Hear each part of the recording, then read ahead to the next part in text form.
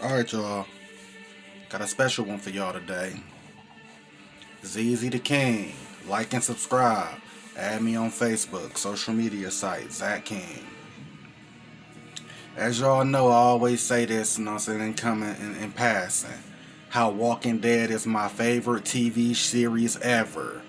And zombie genre, for as horror, is actually one of my favorite. Obviously, slashers is my favorite, followed by zombie horror. Then we get to like sci-fi horror, body horror, whatever. But I love zombies, walkers, vampires. I got something big coming up with the underworld and Resident Evil. This is like a I'm gonna get to that when I get to it, but it's coming. I'm writing the scripts right now.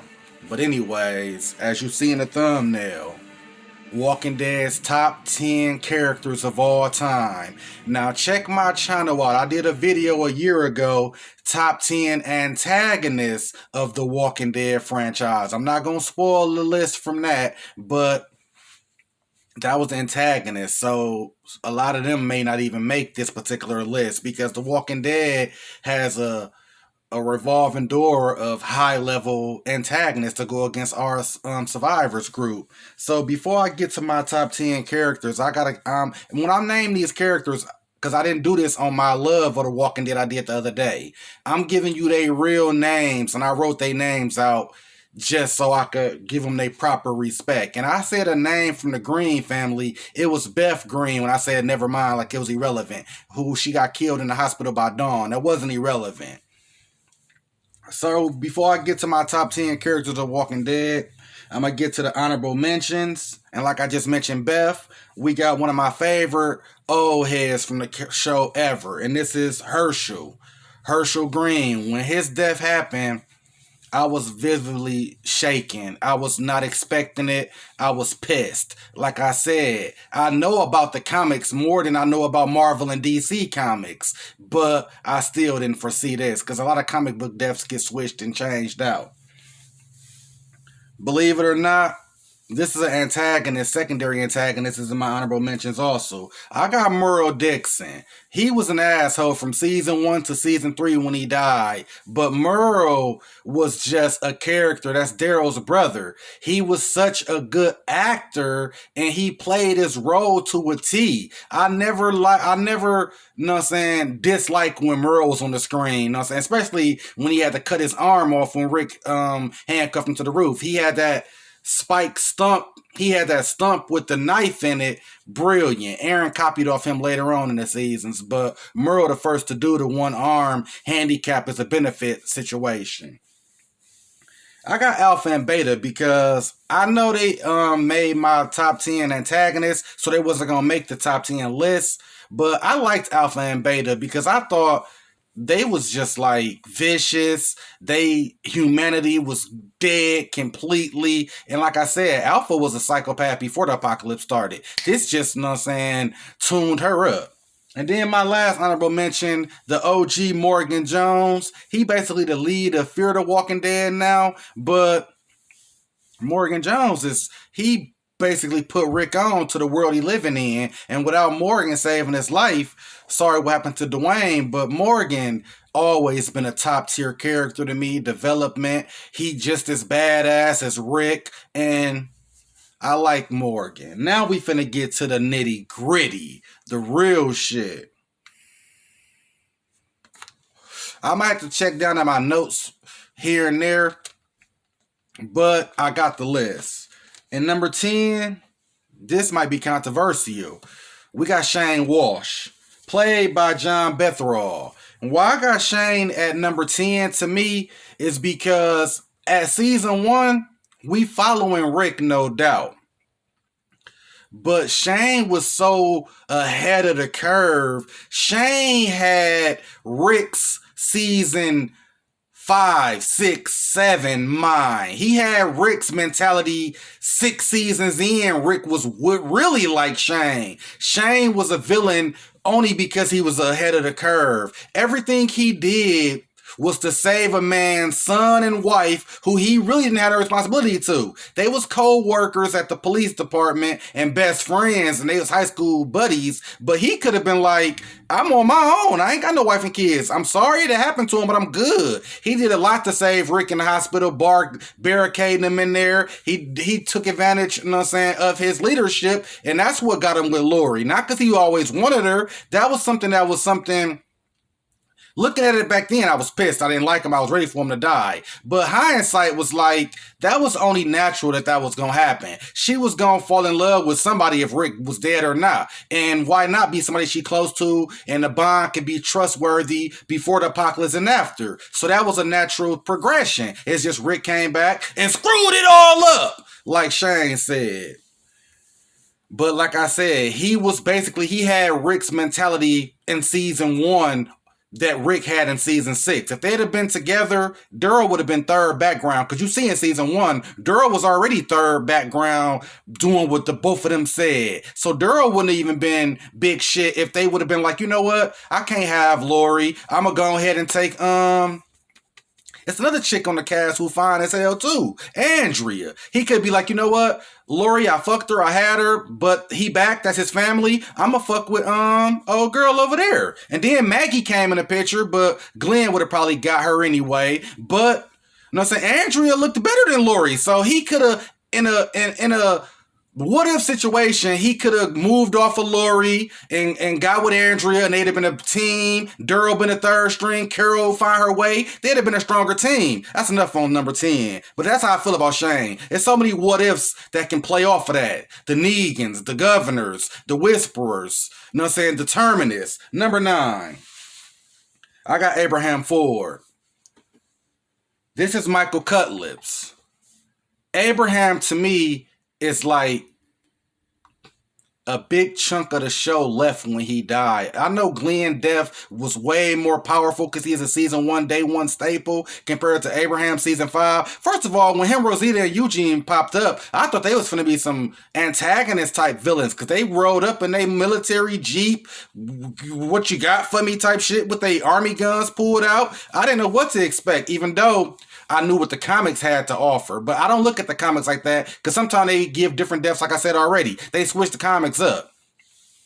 But all of his one-liners, all of his bits, all of his loose ends make my ass itch, all that, you know what I'm saying, porch dick, like everything he ever created, all of his slang quotes, the deuce is up, standing up to Negan when everybody was bitched up and scared, his military training never left him, saving the fake ass scientist Eugene all them years, being with Rosita, he was an alpha, he was willing to fight Rick when they first met, like I'm taking the bus, I built it up, Rick like you ain't taking shit, he like over what? They finna walk up on each other. That's when Glenn got in the middle. Like, he was a pure alpha. He was an alpha more than Daryl to me. It's just Daryl of day 1. Like, in my mind, he could never be the leader over Rick and Daryl, but he had more alphaness than both of them to me. Even though Rick a cop by nature, a cop is a step down from a military nigga. So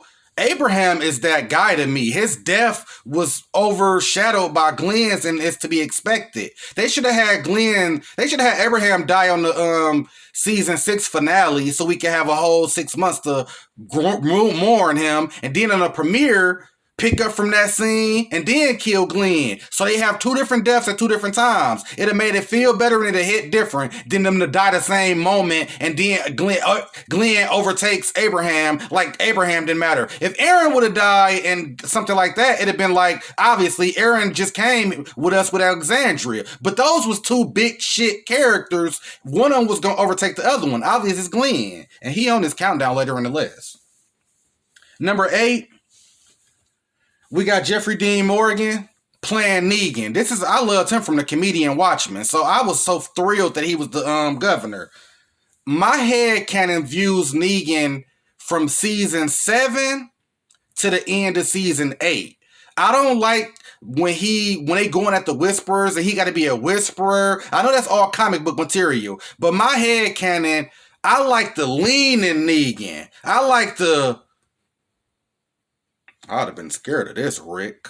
When he looking at the picture, then he look at Rick without the beard. The beard murder Rick. He like, I'd have been scared of him. I'm not scared of you. Like, the joking. I'ma bash the future serial killer's head in. To cut your son arm off, Negan. Like, I don't care if this your husband. Take a look at the Lucille bat. You know what I'm saying? Swinging the blood in Rick's face. That's the Negan I like. When he take his only doctor and throw him in the fire. When he take a nigga wife.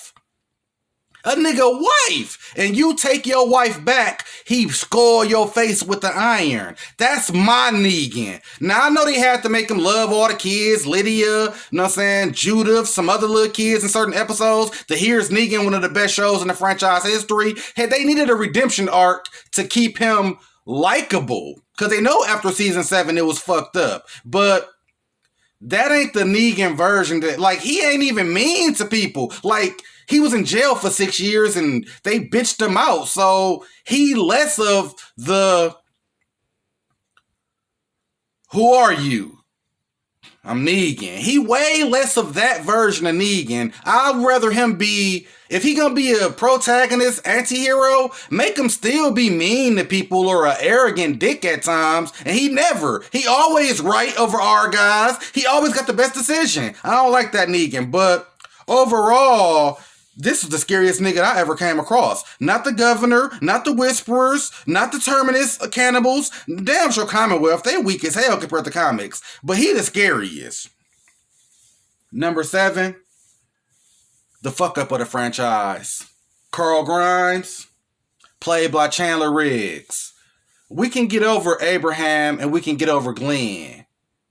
We can't get over Carl. Carl! Where's Carl? That made Andrew Lincoln say, what am I acting for in this particular franchise without Carl? Like, I'm gonna be honest. It took Carl to be a motherfucking murderer for me to like him. Season 1 and 2, it was bad parenting. Rick was always going off on missions and you just got back to Lori. Lori she was always worried about Carol getting beat by her husband. What's his name?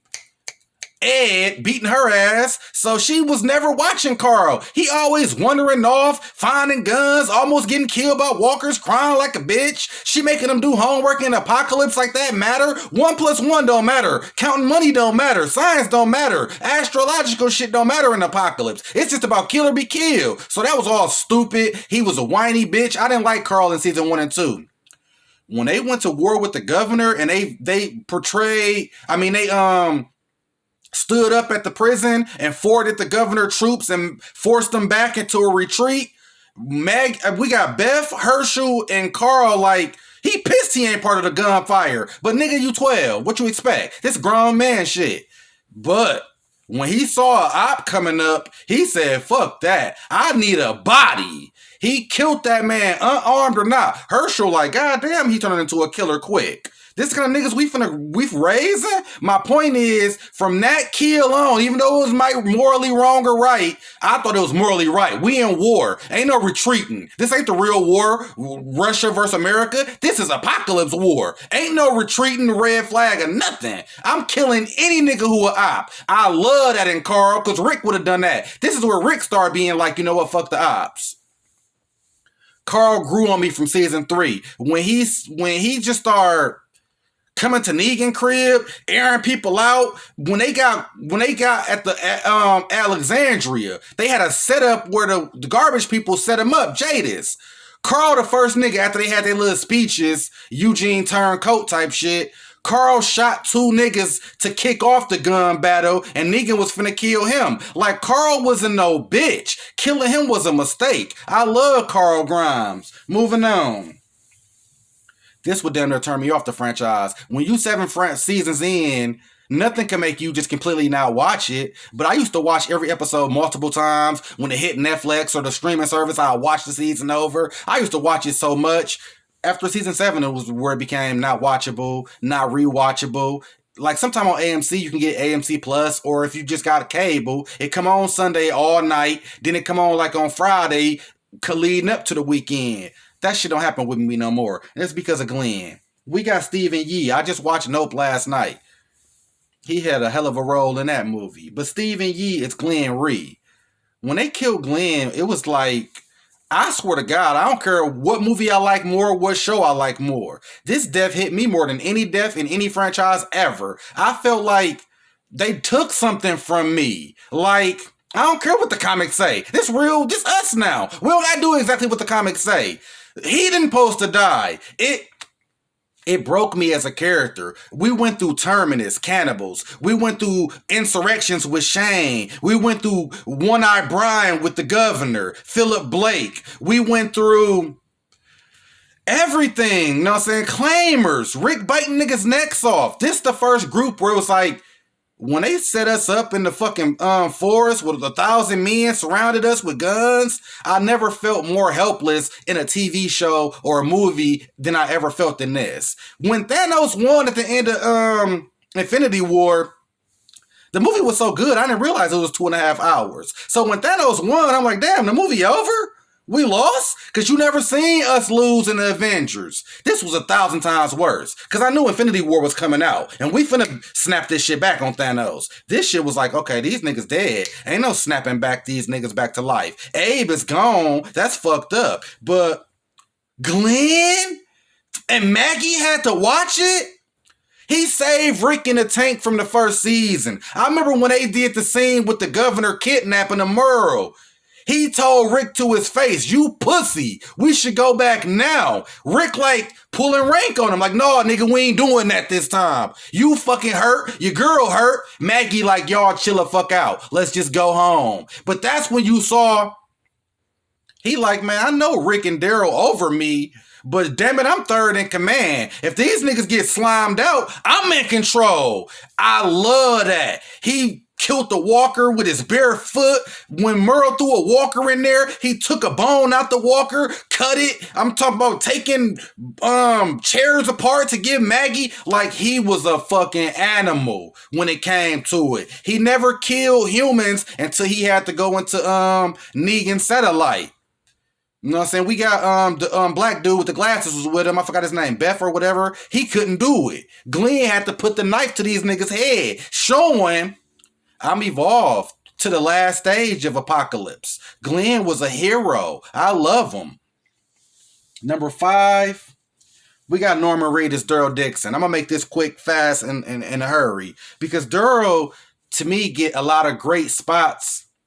Even more than Rick. Rick, you know, he got the red machete to Gareth. He got the throat bite to I forgot the Claimers leader, but you know he got that. He got the I'ma kill you to Negan. He got a lot of iconic moments. You know what I'm saying? But he almost damn near got killed by Philip Blake, a.k.a. the governor. Choked out until Michonne came. He got a lot of fights with Negan where Negan beating his ass. It's not like that. Even Daryl put hands on Rick in like season 9, Rick's last season. Rick ain't a good hand-to-hand. He just a leader, plot armor, and gotta win. And he a soldier, survivor, and he gonna get through shit. Like when he was trapped by the Claimers and killed the nigga in the bathroom, like 1 or 2 niggas to escape. Rick a motherfucker. But Daryl just blowing up tanks. He used a crossbow as his main weapon. Like Daryl, the Call of Duty gun in the war at Alexandria against Negan. Like,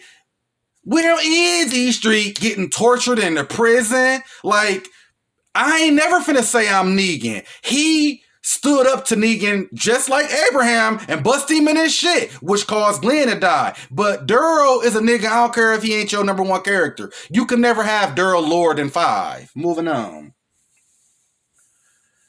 We got, I can hardly pronounce her name. This is basically, you know what I'm saying, Danielle Glourier.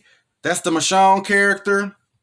Michonne, to me, is one of the hardest characters in the whole franchise because they didn't take a metamorphosis. Like, Michonne had a machete, if you see her backstory, before the apocalypse started. She was a bad bitch warrior queen before it started. When her boyfriend, husband, her husband, or whatever he was, to her fiance and friend got high, let her son die, get bit, she chopped their asses up, took their mouth away, and made them walkers. Like, by the time she met Rick and them, Rick and them had problems, but they didn't have a hardship life like her. She lost her son, her husband, his best friend, everything she known. She was already a survivor on her own when she walked up to the prison with the milk in season 3. Bad bitch.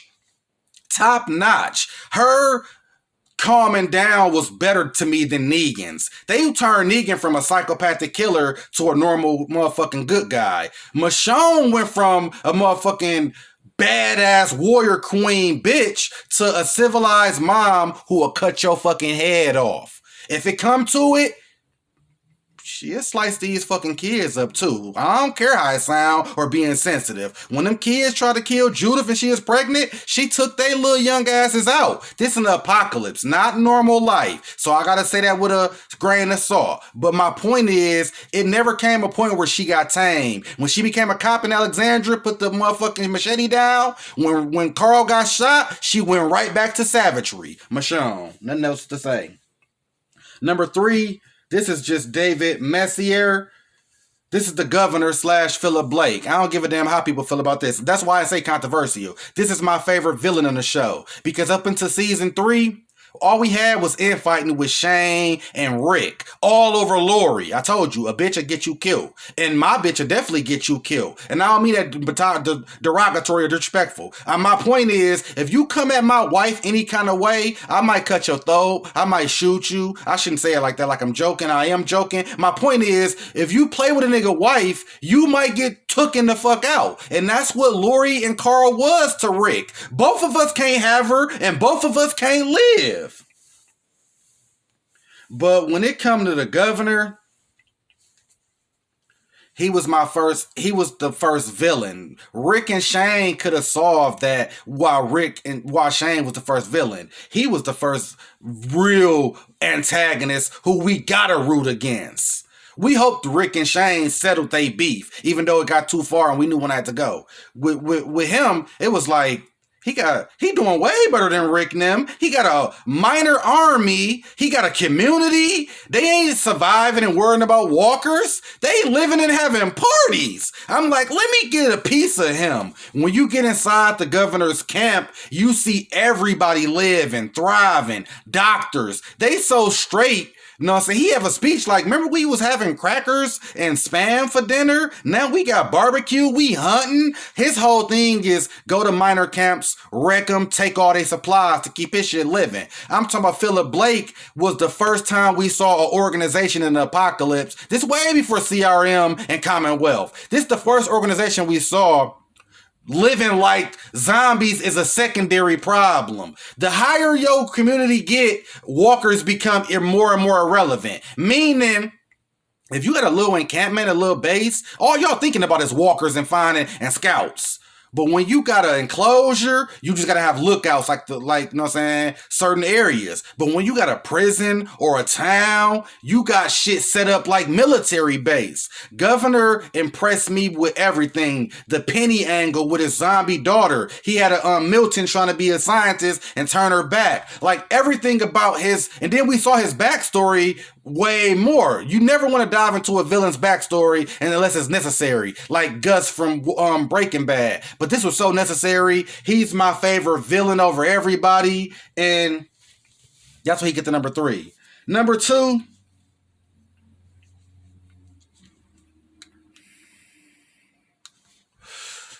We got the OG from season 1, Never Die. Melissa McBride as Carol Petitioner. When we see her bald head ass getting beat by Ed, she got little Sophia. She was so irrelevant in season 1. You never think she'd be blowing up motherfucking armory tanks in season 6 and shit like with Terminus. You never thought she'd pull a Drake out through her arm and gun down people, Negan's people. You never thought she'd set up niggas, she'd put niggas come to the kill floor. You remember that? You remember that against Terminus? When all the men came to the spot and she burned them down with Maggie? Like, she got more bad bitch bad moments than even Daryl. Like, Carol, I got her over Michonne as the highest ranking female for a reason. Her character development was A tier. And I know they try to do everybody soften them up, have them PTSD, get them weaker. But with Carol, all it takes is one thing, one slight. They killed Henry. She like, fuck the border. Well, let's kill everybody. I'm gonna let Negan out and go sick Negan on you. Like, she can get deprived with her thoughts. She got banished. Niggas get sick in the prison. I'm killing anybody who cough. Like, she had to get banished by Rick and saved everybody's life. Like, the girls, look at the flowers.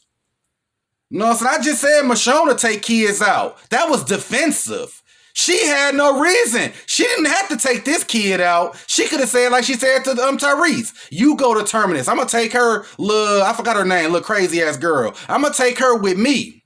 She thought about it like, man, I don't want this crazy ass girl with me and I can't sleep either. Look at the flowers. Carol, number 2. You've been here long enough. No dramaticness. It got to be Andrew Lincoln. Rick Grimes. I always said the deaths of Glenn, Abraham, and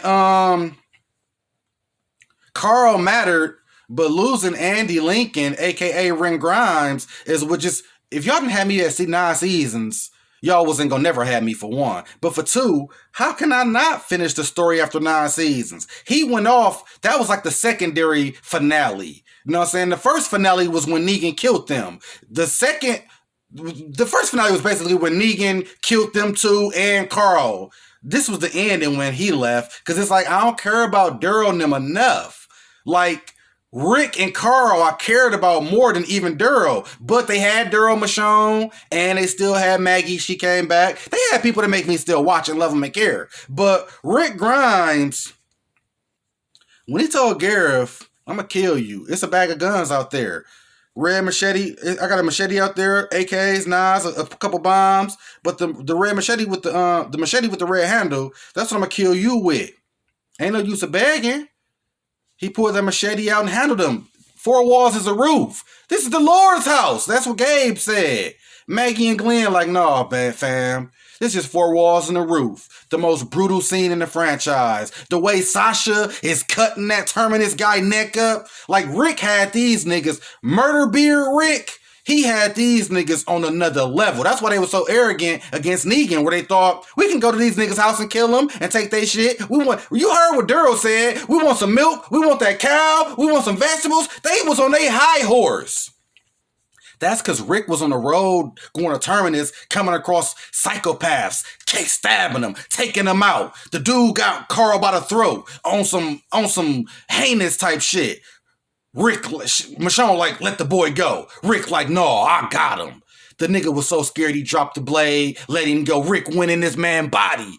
Carl, Daryl, Michonne looking like, this the world we living in. But in the second hand, they thinking, this nigga different. I'm talking about Rick Grimes waking up out, seeing a zombie. I'm sorry this happened to you. The girl with the teddy bear. Everything about Rick, that was me. If we play in a movie, I'm Rick Grimes. The Colt 45 pistol. The sheriff gear. We never let the hat go. The son had it. The daughter had it. Rick Grimes, him and Michonne. Whether the movies come out or the TV series, he always gonna be my number 1 character. Zeezzy the King. Like and subscribe. Your favorite horror channel. I'm sorry this video went too long, but damn it, this The Walking Dead. I love y'all. I'll see y'all next time.